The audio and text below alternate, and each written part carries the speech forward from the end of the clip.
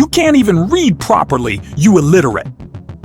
The crystal glass shattered against the wall, shards flying like glass tears across the 35th floor boardroom. Mary Johnson stood frozen, cleaning rags still in hand, as coffee dripped slowly down a $3 million painting. In 2 hours, this same woman, now mocked as illiterate, would save a $50 million deal. But at that moment, she was just the janitor who had committed the unforgivable mistake of existing in the wrong place at the wrong time. Mary was 45, and her hands carried stories. 8 years cleaning the offices of the Hudson Tower had left their marks. Calluses from mop handles, tiny cuts from cleaning products, a scar on her thumb from when a window shattered on the 20th floor during a storm. It was 5:30 on that November Tuesday morning when she climbed to the top floor where the executive boardroom was located. The sun had not yet risen over New York City, but the metropolis was already alive below, a sea of light stretching as far as the eye could see. Mary paused for a second at the panoramic window. How many times had she polished that glass, watching the city wake up? How many mornings had she stood there, invisible as a shadow, preparing the stage for decisions that moved millions? The boardroom was a monument to corporate power. The Italian mahogany table had cost $80,000, imported directly from Milan. The genuine leather chairs, $15,000 each. On the walls, paintings by contemporary artists worth more than Mary would make in 3 lifetimes. She knew the price of every object because Richard Campbell, CEO of Hudson Corporation, never missed a chance to remind visiting guests of their value. Mary began her routine meticulously. First, the Carrara marble floor, which had to shine like a mirror, then the table, where not a single fingerprint could remain, the Baccarat crystal ashtrays, even though nobody had smoked in years. Every detail had to be perfect for the most important meeting of the year. By 7 o'clock, the first executives started to arrive. Mary knew them all after years of silent coexistence. Peter Adams, chief financial officer, always left croissant crumbs scattered across the table. Linda Torres, vice president of operations, had the habit of spilling coffee on paperwork. Charles Miller, chief legal officer, chewed gum and stuck it under the table when he thought no one was watching.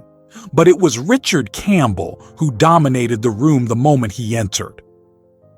At 52, with perfectly combed gray hair, suits costing $20,000, and a $200,000 Rolex on his wrist, he looked every bit the corporate emperor.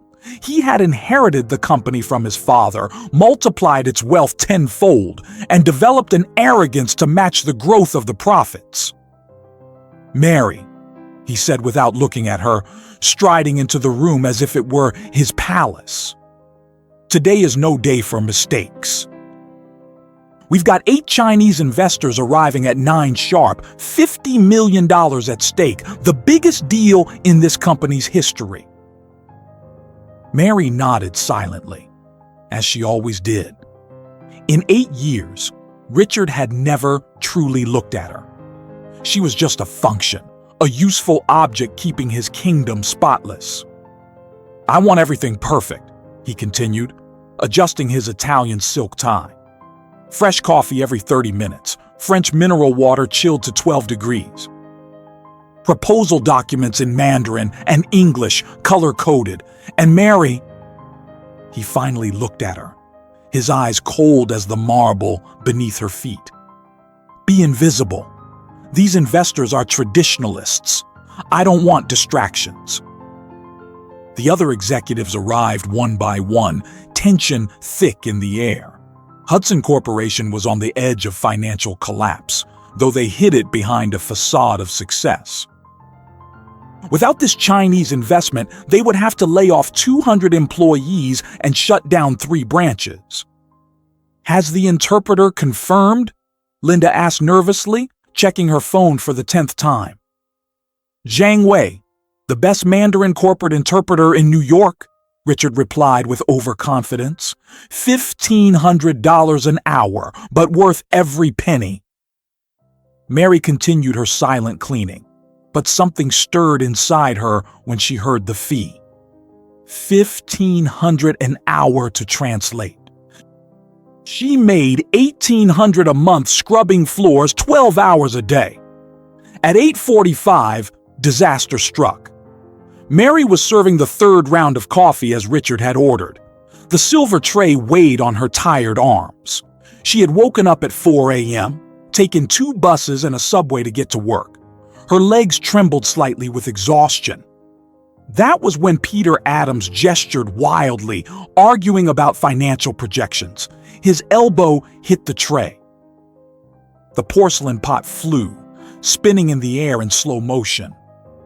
Hot coffee exploded across the mahogany table, soaking the Mandarin documents that had cost $3,000 to translate and print on special paper. The silence that followed was as heavy as lead. For 3 endless seconds, no one moved. Then Richard erupted. "You incompetent fool!" He shot up so violently his chair toppled backward. "Do you have any idea what you just did?" Mary dropped to her knees instantly, trying to save the documents with napkins. Her hands shook as the hot coffee burned through the thin fabric. "Look at this!" Richard shouted at the other executives. "This is why people like her never get out of poverty. They can't even handle the basics without destroying everything." Peter Adams, the real culprit, stayed silent, relieved not to be the target of rage. Linda let out a nervous chuckle. Charles shook his head in fake dismay. "You probably can't even read what you ruined," Richard went on, his face red with fury. "Documents in Mandarin. Do you even know what Mandarin is, you illiterate woman? Or is it all just scribbles to you?" The words cut deeper than broken glass. Mary kept her eyes down, continuing to clean. She had long learned that reacting only made things worse, but inside, something dormant began to stir. "I should dock it from your paycheck," Richard pressed on. $3,000 for these documents, almost 2 months of your salary, but you could never pay that back, could you? People like you can barely sign your own name. Then Richard had an idea he thought was hilarious. He picked up one of the least damaged documents and tossed it at Mary's feet. "You know what I'll do?" he sneered, a cruel smile spreading across his face. "I'll be generous. I'll give you a chance to prove you're not completely useless." The other executives leaned forward, sensing the cruel entertainment to come. Some already had their phones discreetly out, ready to record. "If you can read 1 page," Richard announced theatrically, "just 1 single page of this document in Mandarin, I'll give you $10,000 in cash." Peter whistled low. 10 grand, Richard. You're feeling generous today." "Why not?" Richard laughed. "Well, what are the odds a janitor who can't even read English can handle Chinese characters? I'll bet another 5 grand she doesn't even know which way is up on the paper." "I'm in." Charles pulled out his wallet. 1,000 says she cries before trying. 2,000 says she'll claim she forgot her glasses, Linda added, already laughing in anticipation. Mary stayed on her knees, staring at the coffee-stained paper on the floor. The Mandarin characters danced on the page, symbols she knew as well as her own reflection. But they didn't know that. How could they? "Come on, Mary," Richard mocked. "Take the challenge. $10,000. That's more than 5 months of your pay. You could send your kids to school, if you even have kids. People like you usually have plenty, don't you?" Mary slowly picked up the document. Her hands no longer trembled. A strange calm washed over her, like the silence before a storm.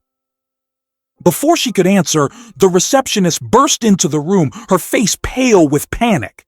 "Mr. Campbell, the Chinese investors are here. They're coming up right now." Richard looked at his watch. 8:55. They were 5 minutes early. "And the interpreter?" he demanded urgently. "That's what I came to tell you." The receptionist swallowed hard. "Jing Wei was in a car accident. He's in the hospital. He won't make it." The blood drained from Richard's face. Without an interpreter, the meeting would be a disaster. The investors from the Shanghai Prosperity Group were known for their extreme formality. Any misstep in protocol or communication could ruin the deal. "Call another interpreter," Richard barked desperately. I already called 5, sir. None available on less than 3 hours' notice, and none certified in corporate Mandarin." The elevator dinged in the hallway. Footsteps approached. 8 Chinese executives, led by Mr. Chen Xiaoping, one of the most powerful men in Asia's tech market. $50 million walking toward a boardroom where coffee dripped from ruined documents, and no one was there to translate a single word. Mary rose slowly, still clutching the stained paper. She looked at Richard, who was sweating with panic. She looked at the other executives, pale as corporate ghosts. She looked at the door, where the shadows of the investors already loomed on the frosted glass. And she made the decision that would change not just her life, but the fate of everyone in that room. The glass door slid open with a pneumatic hiss, and 8 men in impeccable suits entered.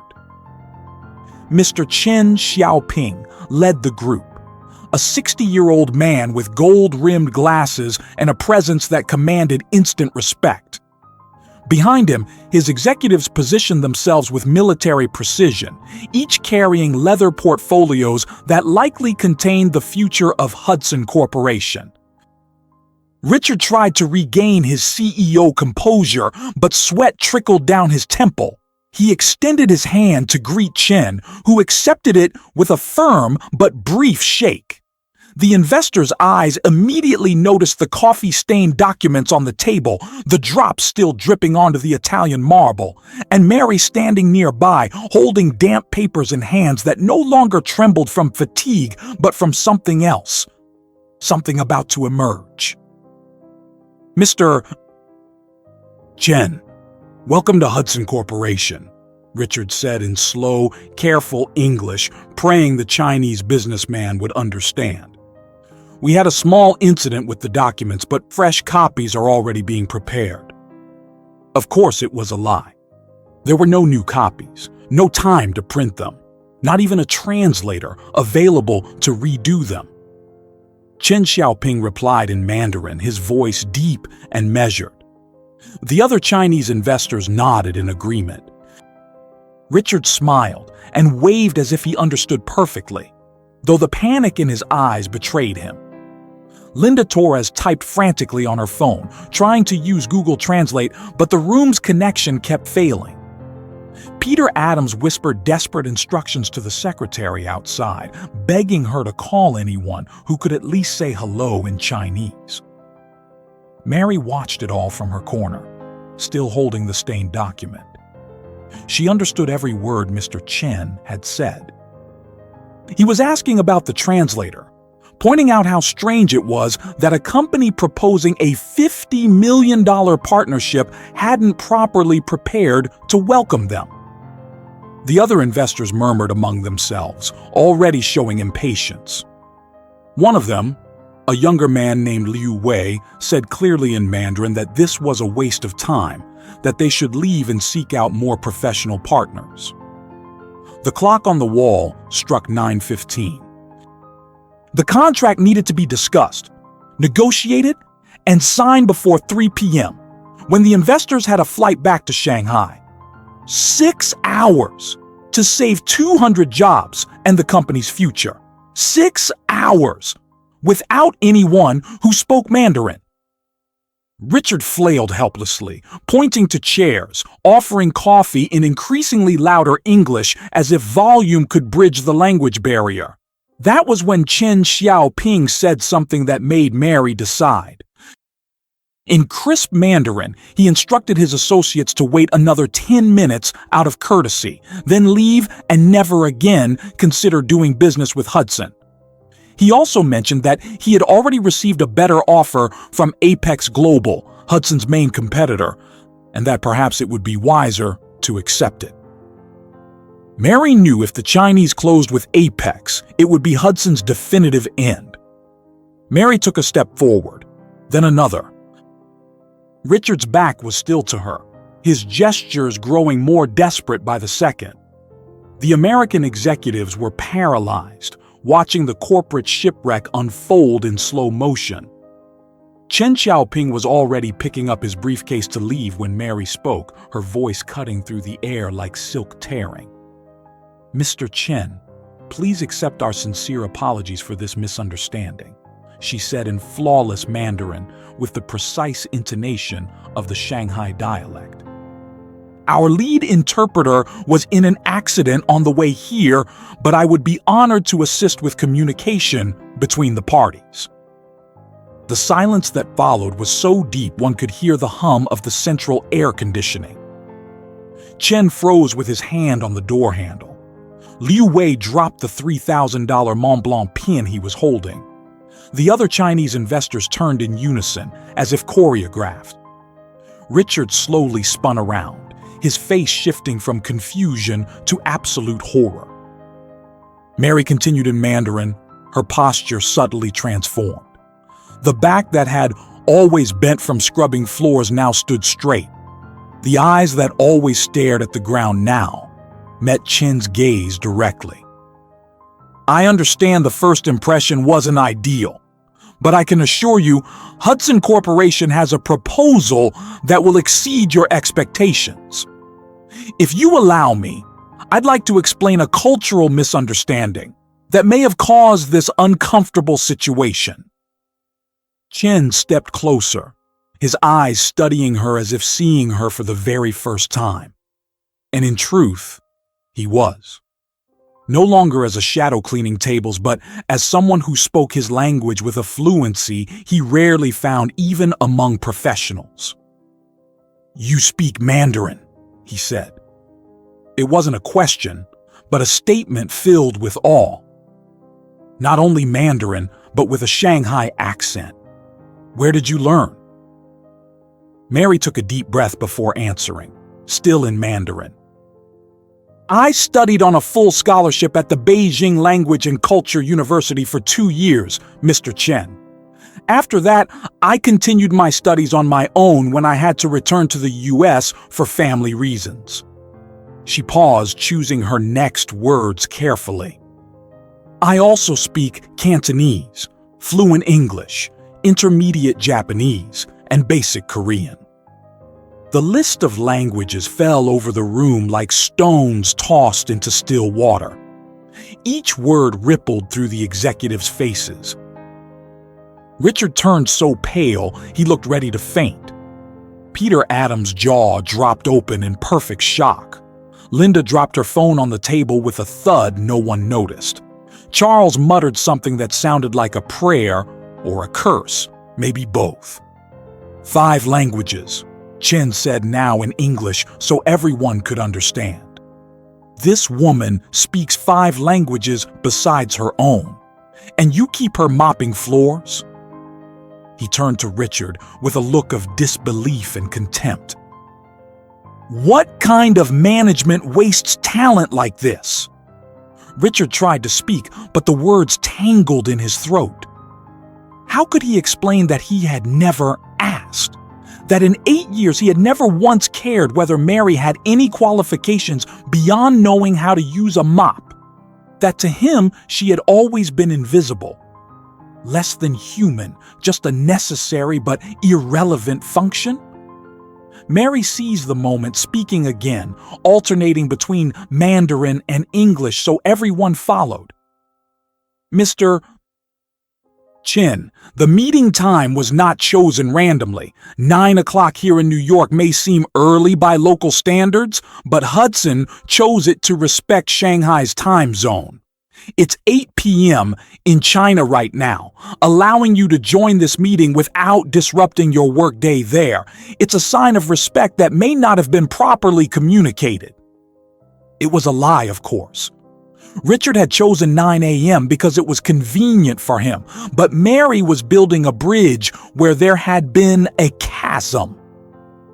Chin nodded appreciatively, clearly impressed not only by her fluency, but by her cultural sensitivity.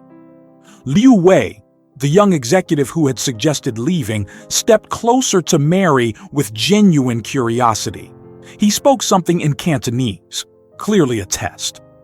Mary replied fluently, quoting a Cantonese proverb about patience and reward that made Liu Wei smile for the first time since he had entered the room.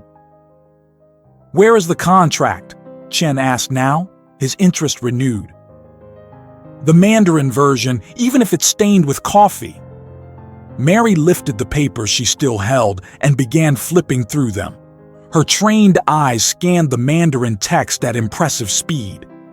Suddenly, she stopped, her eyes widening slightly. There was something in the contract that shouldn't have been there. A hidden clause buried in technical terms, something a regular translator might have missed, but to her, steeped in the nuances of Chinese language and culture, it screamed like a red alarm. "Mr. Chen," she said carefully in Mandarin, "before we proceed, there's something in this contract you need to see. I believe there's a translation error that could cause serious problems for both parties." Chen frowned and stepped closer. Mary pointed to a specific section, explaining in rapid technical Mandarin what she had found. His face shifted from curiosity to surprise, then to barely restrained fury. "This is not a translation error," Chen said, his voice now cold as a Beijing winter. "This is a deliberate attempt to deceive us. This clause would force us to pay a hidden fee of $30 million in 5 years, disguised as an international partnership adjustment. Do you think we are fools?" Richard felt the ground drop beneath him.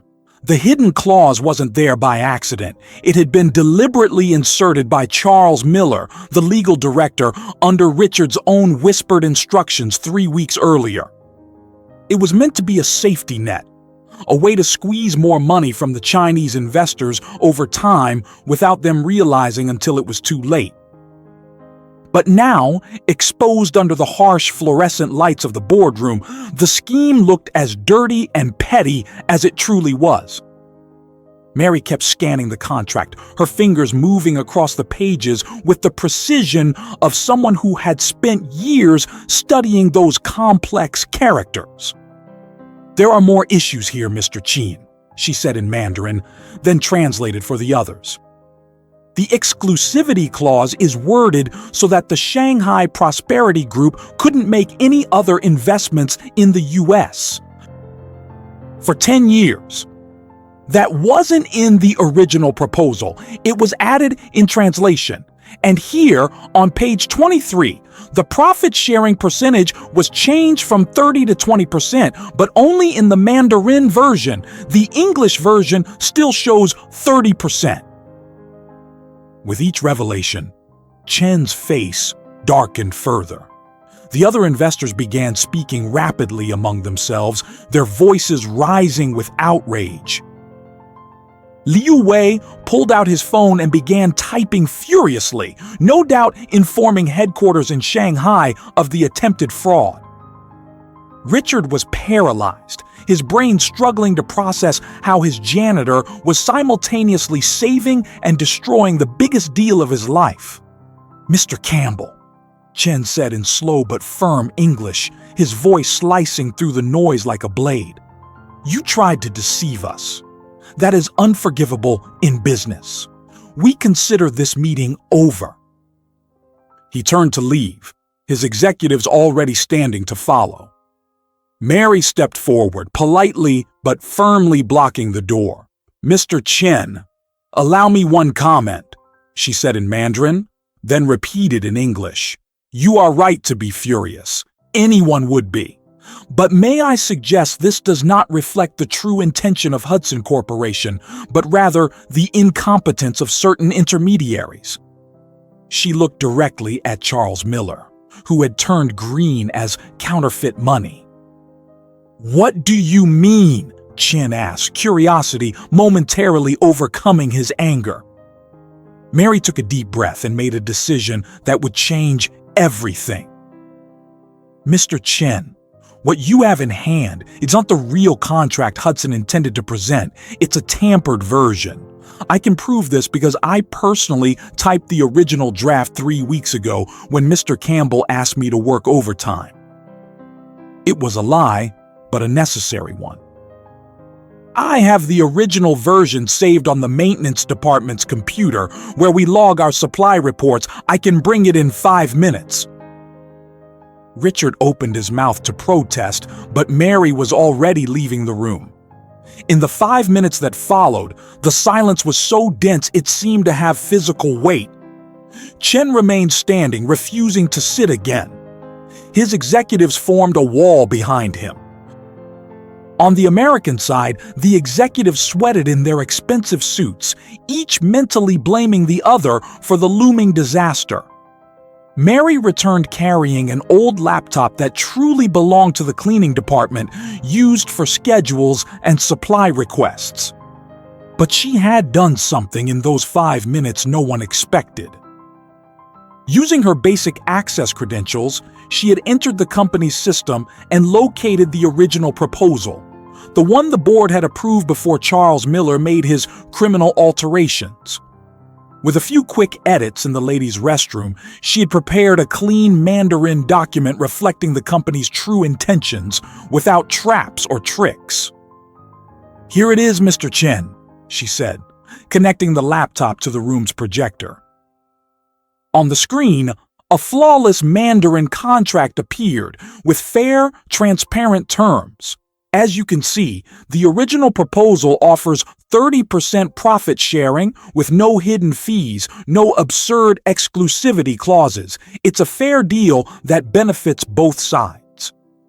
Chen Xiaoping stepped closer to the screen, his seasoned eyes scanning the projected document. The other Chinese investors also moved in, reading and discussing in low voices. The document was professional, balanced, and respectful, exactly the kind of proposal they would expect from a serious partner. "This document," Chen said slowly, "was clearly written by someone who understands not only our language, but our business culture. The terms are structured in a way that respects Chinese commercial practices, including proper references to Beijing's regulations on foreign investment." He turned to Mary. "Did you write this?" Mary nodded modestly. "I reviewed and adjusted the translation, Mr. Chen. I studied not only the language, but also international commercial law during my time at university in Beijing. I knew this moment would be important for Hudson and wanted to ensure the communication was perfect." She paused, choosing her next words with extreme care. "Unfortunately, it seems someone altered the document after it left my hands." All eyes turned to Charles Miller, who was now sweating so much he looked like he'd just come out of a pool. "I can explain," he stammered, but Richard cut him off with a sharp gesture. The CEO had finally regained some composure, realizing Mary had handed him an exit. A chance to save the deal by throwing Charles to the wolves. "Mr. Chen," Richard said, his voice recovering some of its usual authority. "It appears we've had a serious breach of protocol within our company. The person responsible will be appropriately punished, but now, with Ms. Mary's help, can we proceed with the real negotiation?" Chen Xiaoping remained silent for long seconds, his eyes moving between Mary, Richard, and the document on the screen. Finally, He spoke in Mandarin to Mary. "Tell me something, Ms. Mary. Why is a woman with your qualifications cleaning offices? With your language skills and international law background, you could be earning 100 times more." Mary translated the question so everyone could hear, then answered in Mandarin and English. "Life sometimes takes us down unexpected paths, Mr. Chen. When I returned from China, my degree wasn't recognized here. I needed to support my family immediately. My father was ill and needed expensive treatment. My daughter had just been born. There was no time to fight bureaucracy, so I took the job that was available. Cleaning pays the bills, and I've never been ashamed of honest work." The room fell silent again, but this time it was a different silence, charged with respect and a hint of shame, especially from the American executives who had laughed at her minutes earlier. Chen nodded slowly, a gesture of deep respect in Chinese culture. "Mr. Campbell," Chen said, now addressing Richard directly, "we have a non-negotiable condition to proceed with this investment." Richard swallowed. "Anything, Mr. Chen." "Ms. Mary will be our official intermediary in this negotiation. She will participate in all discussions, review every document, and have veto power over any clause she deems unfavorable to either side." Chen paused for emphasis. "And this is not a request. It's a requirement. Without her, there's no deal." Richard Campbell had never felt so small in his own boardroom. The woman he had humiliated minutes earlier, whom he had called illiterate, was now seated at the Italian mahogany table not as an intruder, but as the centerpiece of the most important negotiation in the company's history. Mary had traded her cleaning uniform for one of the spare suits Linda Torres kept in the office for emergencies. It wasn't a perfect fit, but Mary wore it with a dignity that transcended fabric. Chen had reorganized the room's entire dynamic. The Chinese investors now sat on one side of the table, with Mary strategically positioned in the middle, serving as a bridge between two worlds. Richard and his executives occupied the other side, but the hierarchy had been completely upended. All eyes were on Mary. Every ear hung on her translations and interpretations. "Let's start from scratch," Chen said in Mandarin, which Mary translated simultaneously.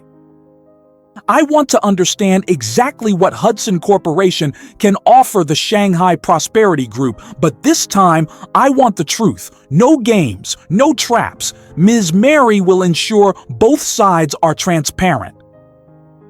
Over the next 2 hours, Mary didn't just translate. She turned the negotiation into a delicate cultural dance.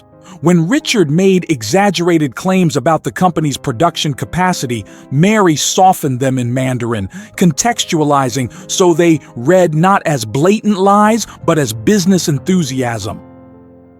When Chen made demands he knew were impossible to meet, Mary reframed them in English so Richard could negotiate without losing face. It was during the discussion of delivery schedules that Mary revealed her true value. Chen insisted on monthly deliveries of tech components that Hudson clearly couldn't meet with its current setup. Richard was about to agree, desperate to close, when Mary stepped in with a suggestion that surprised both sides. "Mr. Chen," she said in Mandarin, then translated into English, "allow me to suggest an alternative based on the Chinese concept of Jinbu, gradual progress. Instead of fixed monthly deliveries from day one, how about a staged ramp-up? First quarter, bi-monthly deliveries while Hudson adjusts its production line. Second quarter, every 45 days. From the third quarter onward, full monthly deliveries. This follows Confucian philosophy about building strong foundations before raising great structures." Chen leaned back in his chair, clearly impressed. It wasn't just the practical suggestion that struck him, but the apt cultural reference, the deep understanding that Chinese business leaders value sustainable growth over empty promises. "This woman understands business better than all of you," he said in English, looking directly at Richard. "Why isn't she on your board?" The question hung in the air like toxic smoke. Peter Adams cleared his throat nervously. Linda pretended to check non-existent notes. Charles Miller, effectively sidelined after his fraud was exposed, stared out the window as if he might jump from the 35th floor. Mary rescued the moment once more.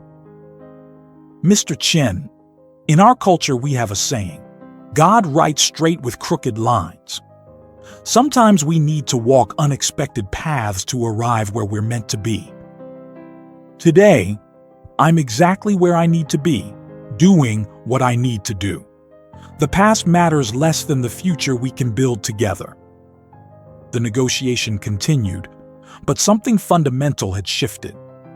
Mary was no longer merely translating words. She was building cultural bridges, finding creative solutions, and demonstrating a grasp of international trade that made it clear she could be running that company, not cleaning its restrooms. When they reached the discussion on intellectual property, Mary made her boldest move. The original contract gave the Shanghai Prosperity Group rights to some of Hudson's patents, something Richard had agreed to without fully grasping the implications. Mary spotted the issue immediately. "Mr. Chen," she said in Mandarin, not translating into English right away. "There's a problem here I need to flag. These 3 patents being offered are the technological foundation of 70% of Hudson's products.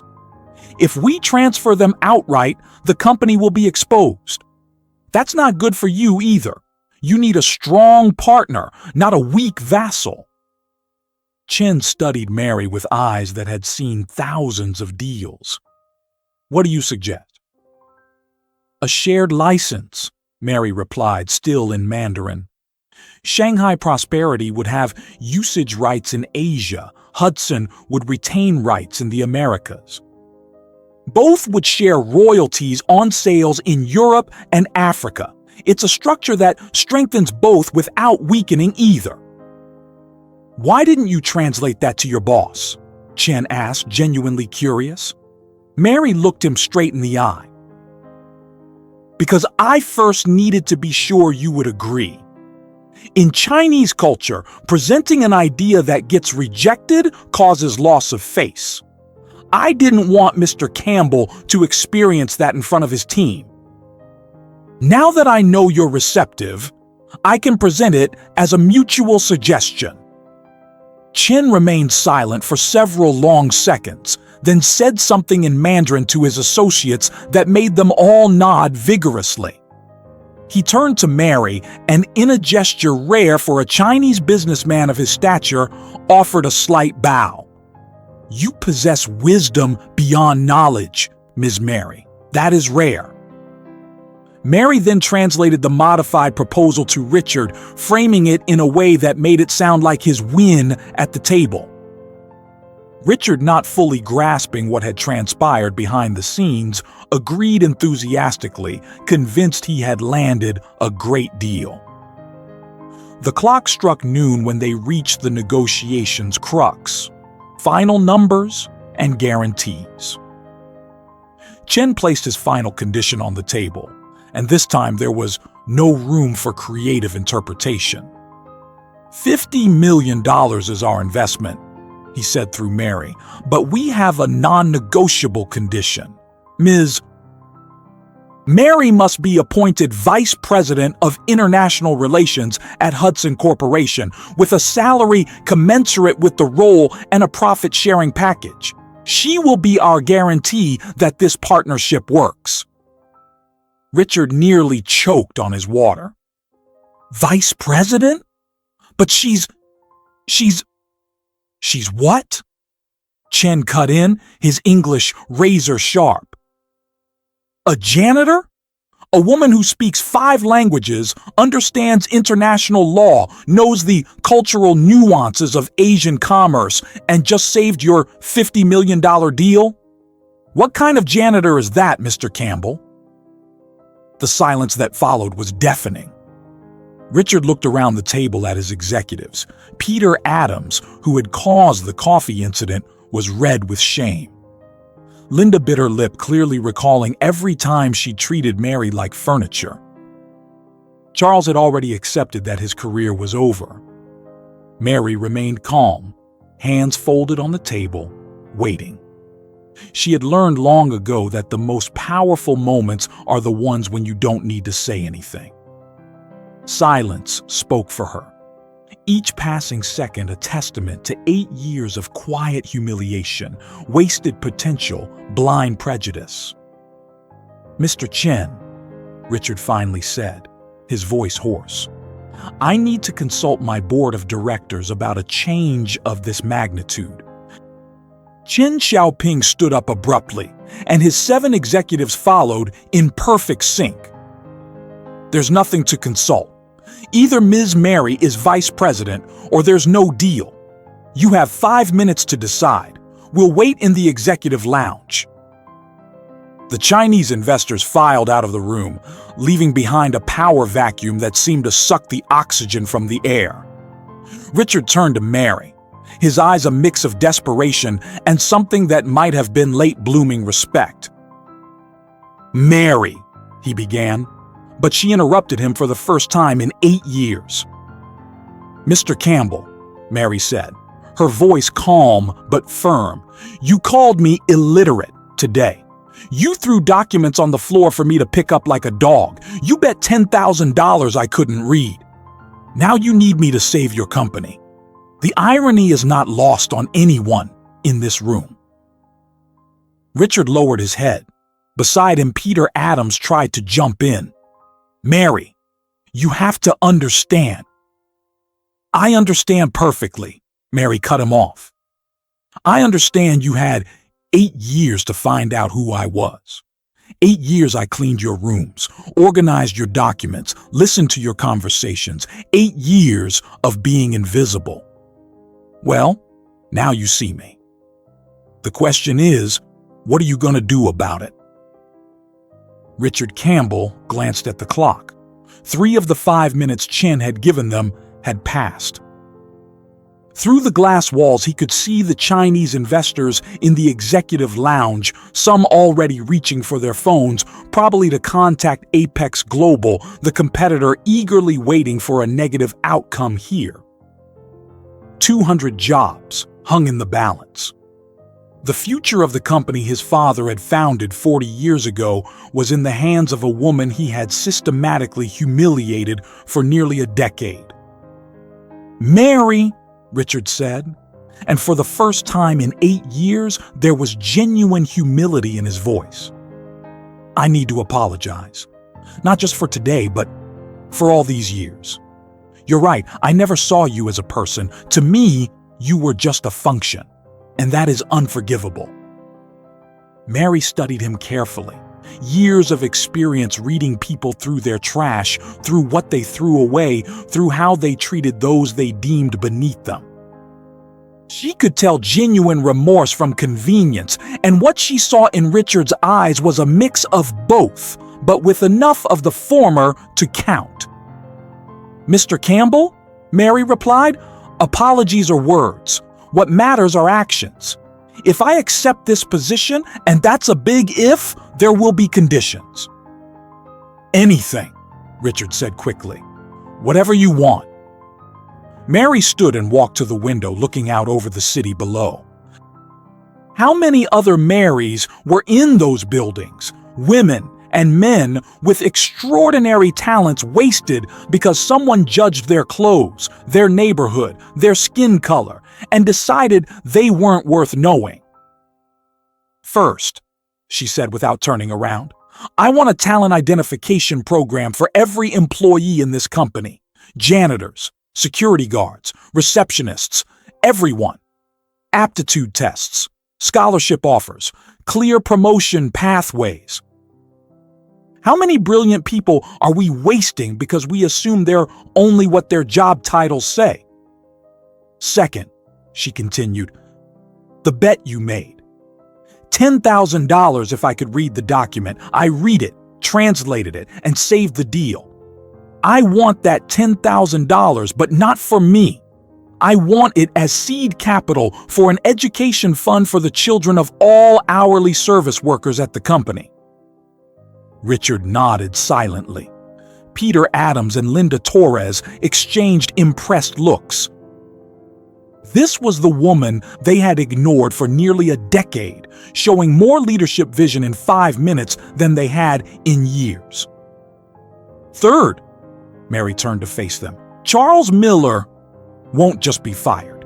He will be reported to the authorities for attempted international fraud.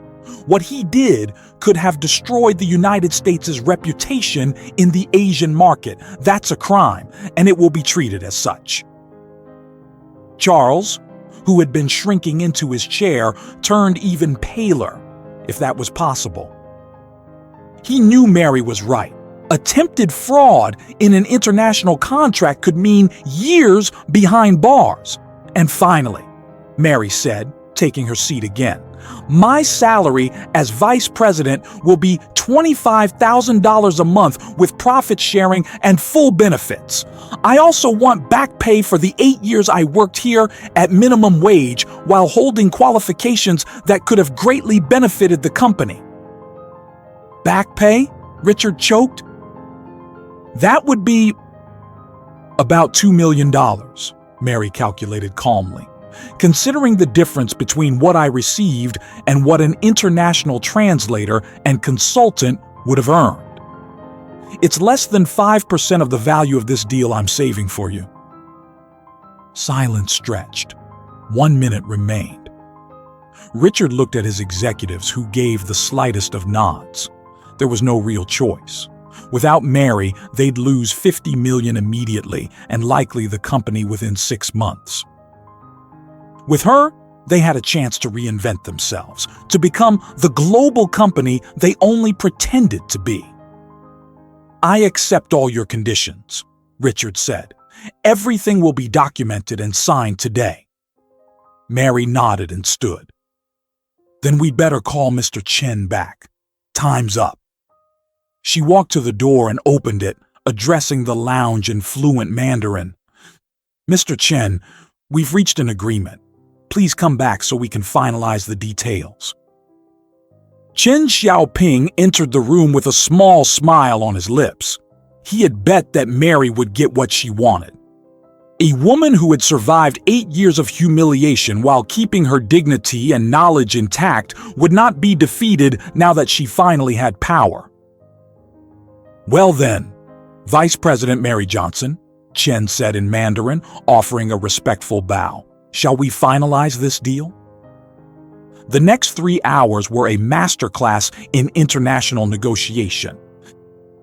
Mary didn't just translate. She reframed, recontextualized, and refined every clause of the contract. When impasses arose, she found creative solutions that honored both the Chinese need to preserve face and the American desperation to retain some control. She cited legal precedents from memory, referenced similar agreements between Asian and South American companies, and even corrected a math error in the financial projections that would have cost Hudson $3 million over 5 years.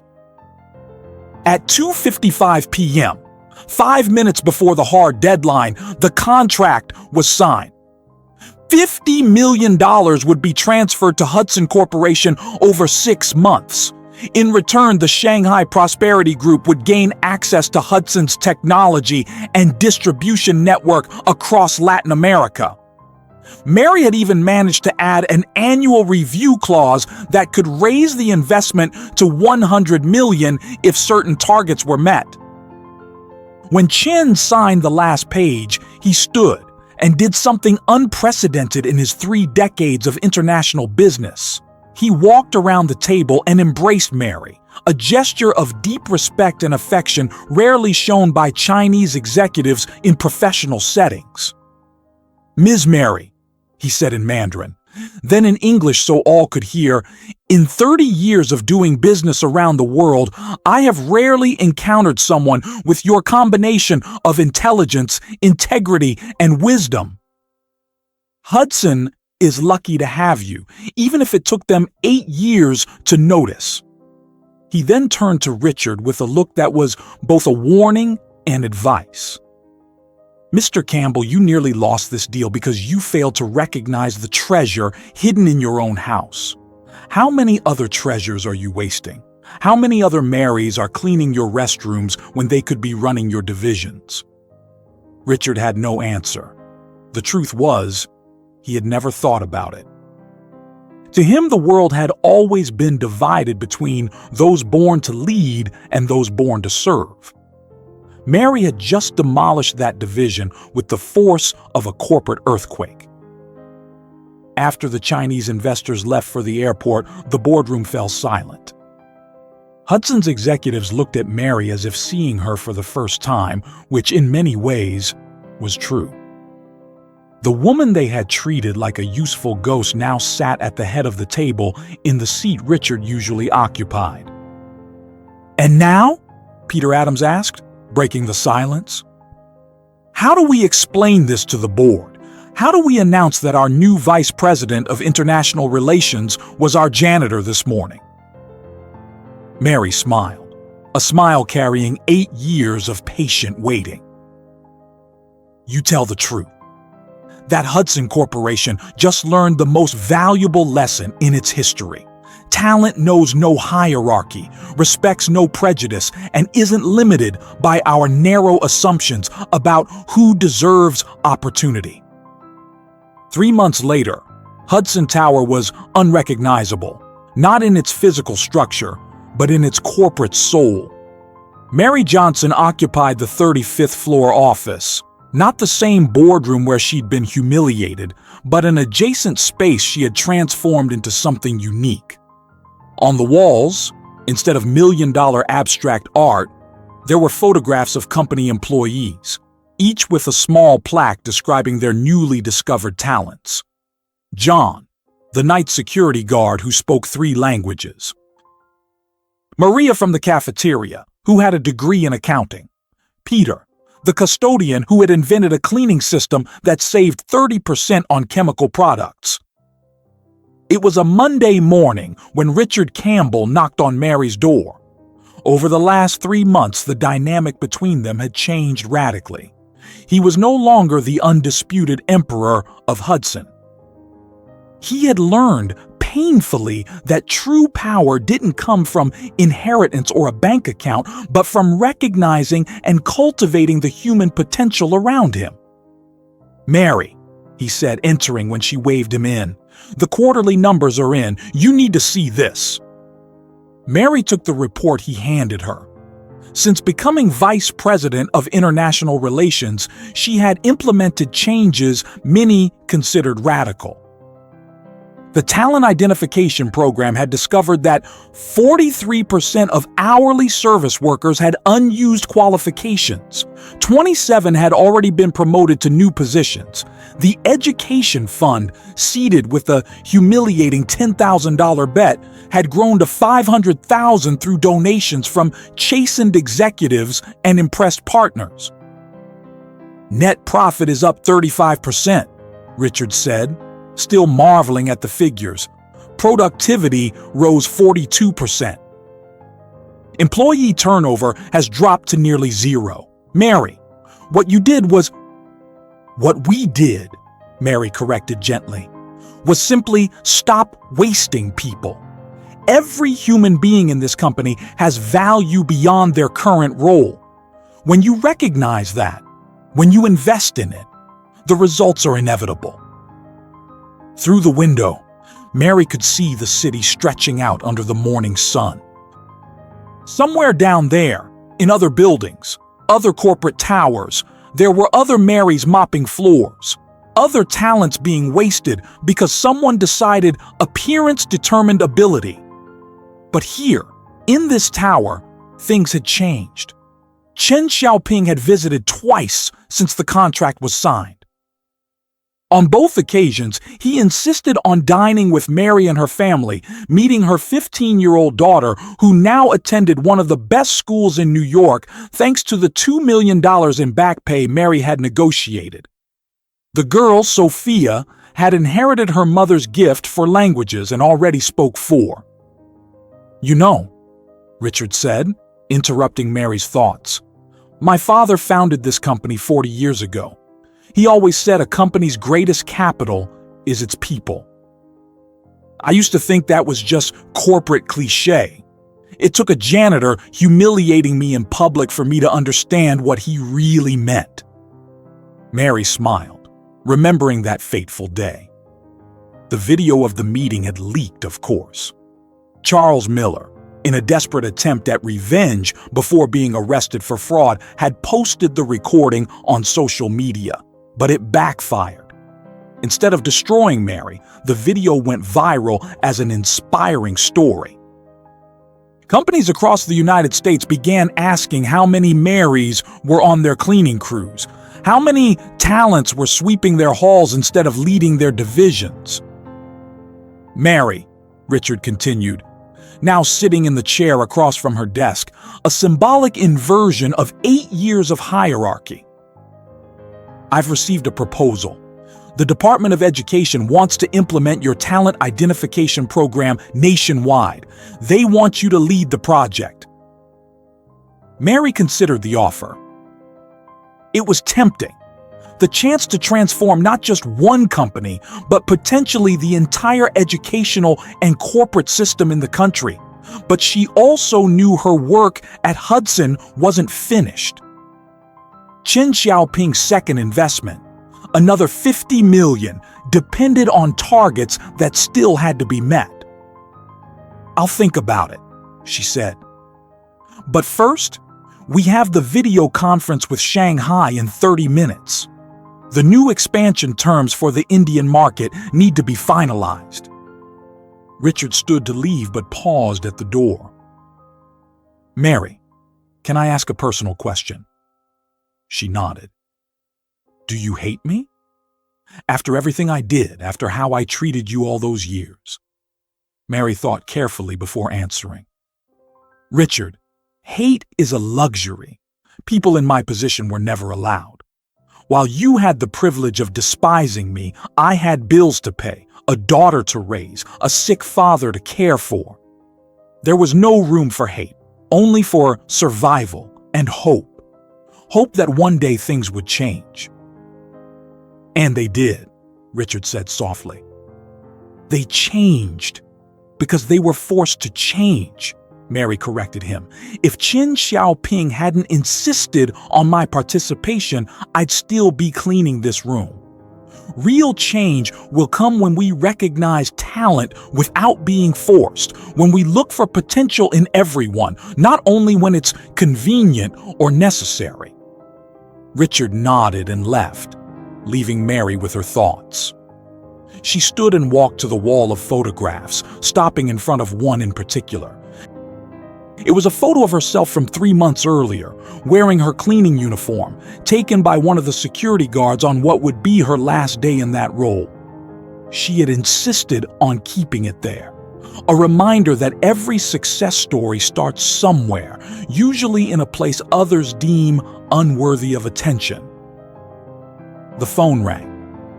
It was Chen Xiaoping calling from Shanghai for the video conference.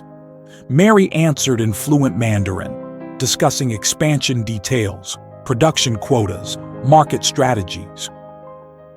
As she spoke, she looked out the window again. The sun was high now, illuminating the city in all its complexity. Somewhere down there, someone was being judged by their appearance, their accent, their zip code. Somewhere, extraordinary talent was being wasted because no one bothered to ask, "What else can you do?" The meeting ended with Chen making an observation that would stay with Mary forever. "Ms. Mary, you didn't just save a $50 million deal. You started a quiet revolution. Every company that hears your story will question its biases. Every executive will think twice before judging someone by the job they hold. You proved that true illiteracy isn't failing to read words, but failing to read people." Mary hung up and got back to work. There were contracts to review, meetings to coordinate, talents to discover. But for a moment, she allowed herself a small smile of satisfaction. 8 years ago, she had walked into that building with a bucket and a mop. Overqualified for the job, but too desperate to refuse. Today, she was changing not only her own story, but creating possibilities for everyone who, like her, had been judged and discarded without ever getting the chance to show who they truly were. The real victory wasn't the vice president title or the $25,000 monthly salary. The real victory was that Sophia, her daughter, would grow up in a world where she was a little more likely to be seen for what she knew, not for how she looked. It was that the children of Hudson's custodians and janitors would have scholarships and opportunities their parents never had. It was that Richard Campbell, the man who had called her illiterate, now began every executive meeting with the questions, who here has a different perspective? Who are we failing to hear? At 6 o'clock that evening, Mary went down 35 floors not by the service elevator she had used for 8 years, but by the main elevator. At reception, she greeted Ms. Maria, the 60-year-old cleaner who had just enrolled in the company-paid English course. In the parking garage, instead of taking 2 buses and a subway, she got into her new car. Nothing extravagant, but reliable and dignified. Driving home, she passed the neighborhood where she had lived during the hard years. The small apartment where she had cried with frustration so many nights, knowing she had so much to offer, but with no one willing to see. Now she lived in a middle-class neighborhood, nothing luxurious, but safe and comfortable.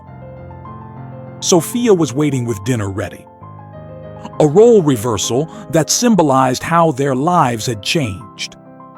"Mom," Sophia said over dinner, "my teacher wants you to give a talk at school about perseverance, about not giving up on your dreams." Mary considered the request. She had received dozens of similar invitations in recent months. Her story had become a symbol of something bigger, proof that the system could be challenged, biases overcome, and that true talent always finds a way to surface. "I'll accept," she said, "but on one condition. I want to speak not just to the students, but also to the cleaning, cafeteria, and security staff. They're the ones who most need to hear that their current circumstances don't define their future potential." That night, before bed, Mary picked up the framed document she kept on her nightstand. It was the first page of the Mandarin contract, the one Richard had thrown on the floor for her to pick up like a dog. She had kept that specific page, stained with coffee and wrinkled by humiliation, as a reminder that the darkest moments often precede the greatest victories. The phone rang. It was an unknown number. Mary answered and heard a nervous voice on the other end. "Ms. Johnson, my name is Patricia. I'm a cleaner at Apex Global, your competitor. I saw your story on the news. I have a master's degree in engineering, but I never got a job in the field because of my age. Could we talk?" Mary smiled. The quiet revolution had begun. "Of course, Patricia. Let's talk. Every transformation story starts with someone willing to listen." As she spoke with Patricia, Mary looked out the window of her apartment. The city slept, but somewhere, in some office being cleaned by hands considered invisible, another talent waited to be discovered. The difference now was that there was hope. There was precedent. There was proof that the impossible was just a matter of perspective. Mary Johnson, the janitor who spoke 5 languages, had done more than save a $50 million deal. She had planted a seed of change that would grow for generations. And it all began with the courage to pick a document up off the floor and show the world that reading goes far beyond recognizing words on a page. It's about reading between the lines of injustice and writing a new chapter of possibilities.